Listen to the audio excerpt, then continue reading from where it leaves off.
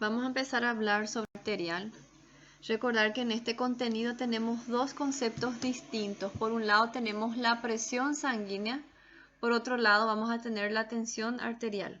Cuando hablamos de presión sanguínea estamos hablando de la fuerza que ejerce la sangre por la pared vascular, ¿sí? Y cuando hablamos de tensión arterial estamos hablando de la fuerza que pone la pared vascular en respuesta a la sangre que está pasando a alta presión. Lo que vamos a considerar para nuestra patología es el concepto de tensión arterial. La tensión arterial está dada por la suma de mi gasto cardíaco y la resistencia vascular periférica. Toda situación que aumente mi gasto cardíaco o aumente mi resistencia vascular periférica va a estar aumentando la tensión arterial.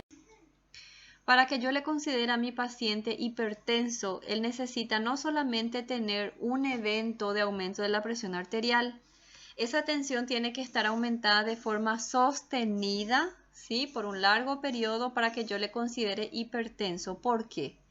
Porque ante cualquier eventualidad, ante cualquier situación que sea estresante para el organismo, podemos desarrollar picos de presión arterial elevada, pero no por eso vamos a ser clasificados como hipertenso. Entonces, este aumento de la tensión tiene que ser de manera sostenida. La hipertensión arterial se va a clasificar en dos: en esencial o primaria o idiopática y en secundaria. La hipertensión arterial esencial engloba 90% de los pacientes y está dada por un factor genético, un antecedente familiar asociado a la presencia de factores de riesgos o factores ambientales que pueden ser modificables y no modificables. Y la hipertensión arterial secundaria está dada como consecuencia de otras patologías, ¿sí? Como renales, endocrinas, neurológicas, etc. Y solamente son 1 de cada 10 pacientes. Vamos a empezar a hablar de la hipertensión arterial esencial o idiopática o primaria. Engloba la mayor parte de los pacientes hipertensos y ese paciente tiene que tener un antecedente familiar de primero, segundo o tercer grado, ¿sí? De presencia de hipertensión arterial, y él tiene que tener presente en su día a día ciertos factores de riesgos como una dieta no saludable, sedentarismo, exceso de tabaquismo, alcoholismo, ¿sí? O los no modificables como una raza, una cierta edad, sexo, menopausia, embarazo. Todos esos factores de riesgo ambientales van a contribuir para que tengamos un cambio en la presión arterial. Hablando ahora de patologías que puedan llevar a una hipertensión arterial secundaria, tenemos dos causas principales que van a englobar el 80% de las hipertensiones arteriales secundarias, que son las causas renales y las causas endócrinas, ¿sí? Las dos son las principales de producir hipertensión arterial secundaria en el paciente. Después tenemos en un 20% trastorno de la aorta, gestaciones, trastornos neurológicos y otras causas importantes. ¿Cuáles son los factores ambientales que influyen en mi paciente para que desarrolle la hipertensión arterial esencial? Hábitos tóxicos, mucho alcohol, mucho tabaco, comidas alta en grasa, exceso de ejercicio. Esos son que nosotros podemos modificar. Los no modificables son la edad, paciente adulto mayor, ¿verdad? Sexo femenino, raza negra, la menopausia, una gestación. Todo eso son situaciones que no podemos modificar e influyen para que aumente en el paciente. En América, la principal causa de hipertensión arterial es el exceso de consumo de sal, ¿sí? ¿Y cómo llega a producir una hipertensión arterial este exceso de sal? El exceso de sal en el paciente va a estar contribuyendo para que se retenga más sodio.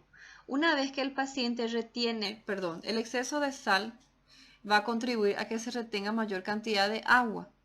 Una vez que mi paciente retiene mayor cantidad de agua por culpa de estar consumiendo más sodio, va a estar aumentando la cantidad de volumen sanguíneo. Ese paciente, teniendo aumentado el volumen sanguíneo, va a estar aumentando el gasto cardíaco. Y recordar nuestra fórmula: si aumentamos el gasto cardíaco, vamos a estar aumentando la tensión arterial. Por otro lado, esas vasculaturas periféricas que se ven sometidas a soportar sangre circulante a alta presión van a estar produciendo una especie de remodelado vascular.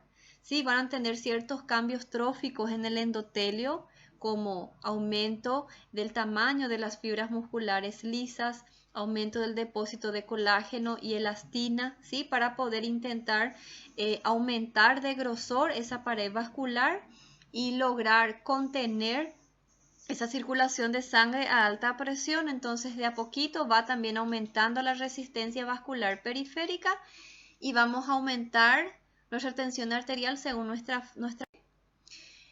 Los pacientes que tienen hiperlipidemias también son factores de riesgo porque el exceso de LDL, ¿sí? Produce un daño endotelial, ayuda a la liberación de mediadores inflamatorios, proinflamatorios en el endotelio. Con eso nosotros tenemos una fuga de la musculatura lisa para intentar formar una nueva matriz extracelular, intentar reparar ese daño encapsulando y macrofagocitando ese LDL con la posterior transformación en células espumosas, ¿sí? Y placas de ateroma más adelante. Cuando tenemos la instalación de una placa de ateroma por un exceso de LDL en el paciente, nosotros vamos a tener disminuido la luz vascular y con eso también vamos a estar influyendo en el aumento de la presión arterial. Cuando tengo un paciente de raza negra, yo tengo que saber que ese paciente me nace con un gen que le predispone a reabsorber en mayor cantidad sodio y con eso ataja más agua. ¿Cuál es el gen? El APOL1. Y los pacientes que nacieron prematuros o nacieron de término con un bajo peso para la edad gestacional son pacientes que desarrollan un crecimiento extrauterino de forma compensatoria, entonces tienen un glomérulo de mayor tamaño, mayor cantidad de célula justa glomerular, mayor cantidad de renina, que ustedes saben que llega a la producción de angiotensina 1, 2 con vasoconstricción y secreción de aldosterona, retención de sodio, agua y aumenta de nuevo la presión arterial. Y en los pacientes jóvenes, la causa principal de presión arterial elevada es las situaciones constantes de estrés. ¿Y cómo influye el estrés en la producción de hipertensión arterial? Por la secreción constante de catecolaminas, sí, que producen vasoconstricción, aumenta la resistencia vascular periférica y también tenemos el caso de un remodelado vascular. El alcohol también está ligado con la hipertensión, sobre todo por una hiperestimulación central. El sedentarismo y el mal estilo de vida también está asociado con una reducción del colesterol bueno, aumento del colesterol malo, favorece la agregación plaquetaria, entonces también conseguimos trastornar la resistencia vascular periférica, disminuir el lumen del endotelio y con eso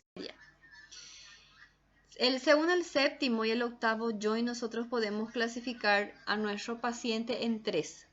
Para que sea considerado normal, tiene que ser menos de 120/80. Para que sea considerado prehipertenso, a partir de 12/8, 120/80. Para que sea hipertenso, estadio 1, 140/90. Para que sea hipertenso, estadio 2, a partir de 160/100. Es sumamente importante yo clasificarla a mi paciente porque de acuerdo a la clasificación yo voy a tener una conducta distinta. Para el paciente prehipertenso empezamos con modificación del estilo de vida, ¿sí? Dieta, ejercicio, vida saludable. Para la hipertensión estadio 1 empiezo con una monoterapia, un solo fármaco. Para la hipertensión estadio 2 puedo empezar con una terapia dupla, 2 fármacos, ¿sí? Para lograr controlar esa que es un poco más elevada. Después vamos a tener otros casos distintos de hipertensiones arteriales como la hipertensión de la bata blanca o el chaleco blanco, que se dan en los pacientes que tienen fobia al personal de salud, donde el manejo no es con antihipertensivos, sino con terapia psicológica. Vamos a tener la hipertensión mascarada que se da en los pacientes que presentan cifras tensionales altas solamente en casa y en consultorio no. Eso yo confirmo con el mapeamiento. Voy a tener la hipertensión sistólica aislada que es típica de idosos, está asociada a aterosclerosis, ¿sí? Y se da cuando solamente la sistólica está aumentada, por arriba de 140. ¿Y por qué es importante yo empezar ya un manejo de un prehipertenso con modificación del estilo de vida? Porque 50% de ellos en un lapso de tiempo se ven hipertensos. Ante un paciente en consultorio, ¿cómo yo puedo diagnosticar una hipertensión? Así como la diabetes, yo necesito medir en 2 ocasiones distintas la presión arterial antes de confirmarle que es hipertenso. Puedo medir en consultorio y si el valor de presión me viene a partir de 140/90 es hipertenso en 2 días distintos. Puedo solicitarle al paciente que se mida de mañana y de tarde, de 3 a 5 días, ¿sí? Con un esfingomamómetro manual bien calibrado. Puede ser en casa, puede ser en una farmacia cercana, en un puesto de salud cercano. Va a anotar todito en un papel y va a sacar una media. Si la media me viene a partir de 130/85, es hipertenso. Y con el MAPA, el mapeamiento o monitorización ambulatorial, con un dispositivo que el paciente lleva en el brazo, le va a medir de mañana y de noche. Si la media de las mediciones durante el día me viene a partir de 130/85 y durante la noche a partir de 110/70, es hipertenso. Una vez que le diagnosticamos al paciente con hipertensión, yo tengo ciertos análisis de rutina que sí o sí tengo que solicitarle al hipertenso para ir buscando factores de riesgo adicionales. La orina simple es orina de 24 horas para medir filtración glomerular, glicemia en ayunas para descartar diabetes, perfil lipídico para descartar hiperlipidemias, ácido úrico para descartar hiperuricemia y un electrocardiograma para descartar arritmia. Posterior a eso, si hay necesidad, yo tengo los exámenes adicionales que de acuerdo a cada característica de un paciente yo puedo solicitar. Si tengo signos de insuficiencia cardíaca como disnea progresiva, edema de miembros inferiores, voy a solicitar una radiografía de tórax. Si en la radiografía de tórax me viene congestión pulmonar, cardiomegalia, yo tengo que solicitar un ecocardiograma para confirmar mi insuficiencia cardíaca y medir la fracción de eyección. ¿Para qué? Para saber si esa fracción de eyección es muy pequeña, yo puedo empezar a utilizar inotrópicos para aumentar la fuerza de bomba del corazón. Voy a solicitar microalbuminuria en proteinuria de 24 horas, ¿sí? Para ver si tengo ya una nefropatía hipertensiva, sea mi paciente diabético o no. Voy a solicitar ecodoppler de carótida, sobre todo en los pacientes idosos que tengan soplo carotídeos, que tengan historial de aterosclerosis. En todos los pacientes que tengan ANGOR, que tengan dolor precordial, tengo que solicitar una ergometría para ver si esa placa es estable o inestable. Y lógicamente solicitar una hemoglobina glicosilada en los pacientes diabéticos para saber cómo está el metabólico de glicemia. Entonces, una vez que diagnosticamos la hipertensión en el paciente, yo necesito realizar una historia clínica completa, importante investigar los antecedentes familiares, buscar los factores de riesgo en ese paciente, sus hábitos tóxicos, a qué se dedica, dónde trabaja, si es casado, si no, cómo come, cuánto consume de sal, si bebe, si fuma, si todos los factores que puedan ser de riesgo para empeorar su hipertensión arterial. Buscar signos y síntomas de hipertensión arterial secundaria, ya sea renal, endocrina, que son las dos principales, ¿verdad? Y buscar a ver si el paciente ya tiene instaurado alguna lesión en un órgano diana, riñón, pulmón, corazón, encéfalo. Acá tienen una tabla donde les va a mostrar los hallazgos que ustedes pueden tener en los pacientes y qué sospechas diagnósticas pueden estar calculando de acuerdo a esos signos y síntomas que el paciente va a tener, ¿sí? Y cómo yo puedo confirmar con qué estudio de imagen, con qué laboratorio. Esto es para yo buscar una causa de hipertensión arterial secundaria. El séptimo y octavo joint nos deja varias recomendaciones que me sirven como guía para manejo del paciente y es sumamente importante tener en cuenta, ¿sí? Porque esto está comprobado en estudio a una gran proporción. ¿Qué nos dice? Para los pacientes mayores de 60 años yo tengo que tener como meta, ¿sí? Empezar mi tratamiento con fármaco para las presiones a partir de 150/90. Y mi objetivo tiene que ser bajar de 150/90. Para de 60 años sean portadores de enfermedad, el objetivo tiene que ser empezar con fármacos una vez que la presión alcance 140/90 y mi meta va a ser bajar de 140. ¿Está bien? ¿Cuáles son los fármacos que yo puedo estar utilizando en esos pacientes? Puedo empezar con un diurético, que es lo ideal porque es lo más fisiológico, ¿sí? Si tengo un paciente raza negra, un paciente con hipertensión arterial secundaria, puedo empezar con un calcio antagonista que es bastante potente. Si tengo un paciente que sufrió algún infarto, que es diabético, puedo utilizar IECA. El IECA mejora el remodelado vascular, tiene un efecto nefroprotector. Y si tenemos un paciente adulto mayor de 40 a 50 años, son pacientes que generalmente tienen una cifra tensional un poco más alta y necesito administrar un antihipertensivo más potente. En el caso del losartán, telmisartán, valsartán, que son los ARA. Los pacientes de raza negra, entonces, si yo no tengo a disposición un calcio antagonista, yo puedo optar por un ARA2, por un IECA, un beta bloqueante, pero es necesario adicionar, asociar con un diurético, ¿sí? O si tengo un calcio antagonista, basta y sobra él solo para... Bueno, si yo tengo un paciente con una patología renal crónica, recordar que cuanto más tiempo el paciente quede con esa cifra tensional alta, más daño va a estar haciendo a los glomérulos, ¿verdad? Por la nefropatía hipertensiva. Entonces yo necesito rápidamente bajar esa hipertensión, ya sea con un ARA2 que controla bastante rápido o un IECA para darle un efecto protector. Yo voy a empezar mi tratamiento farmacológico y le doy un mes al paciente. En un mes de control, si viene y no bajó la presión, tengo que aumentar la dosis. Se va a la casa, vuelve a un mes, no mejoró, voy a adicionar un segundo fármaco. Se va a la casa, vuelve en un mes, si no mejoró, voy a adicionar un tercer fármaco. Va a la casa, si vuelve en un mes y no mejoró, vamos a mandar a un especialista, un nefrólogo, un cardiólogo, ¿sí? Si tenemos una hipertensión arterial estadio 2, recordar que podemos empezar con 2 fármacos, ¿sí? Nunca utilizar IECA con ARA2 asociado porque es altamente nefrotóxico y vamos a inducir a una falla aguda en pacientes, ¿sí? Acá tenemos la meta de la presión. En los pacientes idosos mayores de 60 años, mi idea es mantener menor de 15/9. En el resto de la población, mi menor de 14/9. Acá tienen una clasificación de la Sociedad Americana de Cardiología que va a clasificar en hipertensión grado 1, 2 y 3 o leve, moderada y grave, pero nosotros no utilizamos porque esta es solamente aquí. Voy a tener descompensaciones de mis pacientes hipertensos ante falla del tratamiento o cuando el paciente no cumple su tratamiento como debe de ser, ¿sí? Y van a ser 2. Puedo tener las urgencias hipertensivas y las emergencias hipertensivas. Cuando hablo de una urgencia hipertensiva, no tengo daño de órgano diana, por lo tanto, tengo 24 horas para manejar esa presión y puedo hacerlo con medicación vía oral.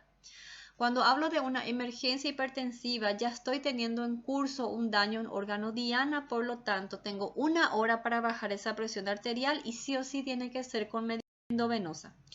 ¿Qué podemos considerar urgencias hipertensivas? Una paciente gestante que aumenta la presión y no me hace convulsión, una preeclampsia. Un paciente con insuficiencia cardíaca con crisis hipertensiva. Un paciente nefropata con aumento de la presión arterial, ¿verdad? Un paciente que tuvo un infarto del miocardio o una ACV anteriormente y me hace una crisis hipertensiva. Un paciente que es portador de aneurisma y hace una crisis hipertensiva. En todos esos casos tengo un día entero para manejar y puedo hacer con vía oral. ¿Cuándo voy a considerar una emergencia hipertensiva? Una paciente gestante que aumenta la presión y convulsiona, una eclampsia, un paciente que está sufriendo derrame, infarto, un paciente que tiene aneurisma y hace una rotura o hace una disección de aorta, un paciente conocido portador de insuficiencia cardíaca que me hace disnea brusca con edema agudo de pulmón, un paciente que presenta en curso una encefalopatía hipertensiva con alteración de conciencia, ¿sí? Y las crisis adrenérgicas por exceso de catecolaminas en sangre, como ciertas drogas, feocromocitoma, tormenta tiroidea, etc. En todos estos casos tenemos 1 hora para actuar y teniendo venosa. Si tenemos un paciente, yo le clasifico como prehipertenso, yo hago modificación del estilo de vida. Si el paciente prehipertenso no mejora en más o menos 6 meses, sí o sí yo soy obligado a iniciar un fármaco. Si el paciente es claramente hipertenso, estadio 2, empiezo con un fármaco. Estadio 1 empiezo con un fármaco, estadio 2 empiezo con 2 fármacos. Y no olvidarnos de asociar modificación del estilo de vida al fármaco, ¿sí? Evitar la sal, evitar comidas grasas, mantener dieta saludable, evitar el estrés, alcohol en exceso, tabaquismo, practicar ejercicios, ¿sí? Importante. Y acá tenemos cómo impacta la modificación de todos esos factores de riesgo en el estilo de vida del paciente. Y es sumamente importante tener en cuenta que el peso es lo que baja más la presión arterial entre todos ellos. El peso consigue bajar hasta 20 milímetros de mercurio por cada 10 kilos que pierde, la dieta hasta 15, ejercicios hasta 10 y el consumo de alcohol si es dentro del rango que dijimos 1 litro por semana más o menos milímetros de mercurio. Entonces, no olvidarnos en el tratamiento del paciente. Si es joven, adulto, lo ideal, un diurético, ¿verdad? Si el paciente es diabético o tuvo un infarto, un IECA, porque es nefroprotector y ayuda al remodelado. Si mi paciente, aparte de la hipertensión, tiene palpitación, tiene taquicardia, tiene arritmia, podemos utilizar beta bloqueantes, que aparte de ser antihipertensivos, son antiarrítmicos, ¿sí? Si es un paciente adulto mayor, empezar con un antihipertensivo un poco más potente como la familia de los ARA2. Tenemos situaciones donde aparte de nuestro antihipertensivo de elección, sí o sí tenemos que coadyuvar algunos esenciales. Si mi paciente tiene insuficiencia cardíaca, no puede dejar de tener un diurético en su lista de medicamentos para disminuir la cantidad de líquido, ¿verdad? Si el paciente tuvo un infarto, sí o sí IECA para mejorar el remodelado. Si tiene nefropatía, un nefroprotector, ¿sí? IECA. Recordar, mi paciente me puede presentar reacción adversa, entonces en ese caso yo soy obligada de fármaco. Ahí tienen las asociaciones más utilizadas, siempre son con diuréticos, puede ser IECA, beta bloqueante, ARA2, tenemos también calcio antagonistas. Tienen las presentaciones farmacológicas de los antihipertensivos más comunes y de nuevo les recuerdo nunca un ARA2 para hacer una falla aguda renal al paciente, ¿sí? No olvidarnos de dejar para utilizar en último grado un calcio antagonista por ser medicamentos bastante potentes y que nos pueden hacer descompensación, ¿sí? No suele ser de elección para nuestros pacientes porque no tenemos mucha raza negra, ¿está bien? Les voy a esperar en la plataforma en caso que tengan alguna duda. Recordar que la hipertensión es una patología bastante actual, bastante presente en nuestra población. La mitad de nuestra población es hipertensa, ¿no? Muchas gracias. Nos vemos entonces.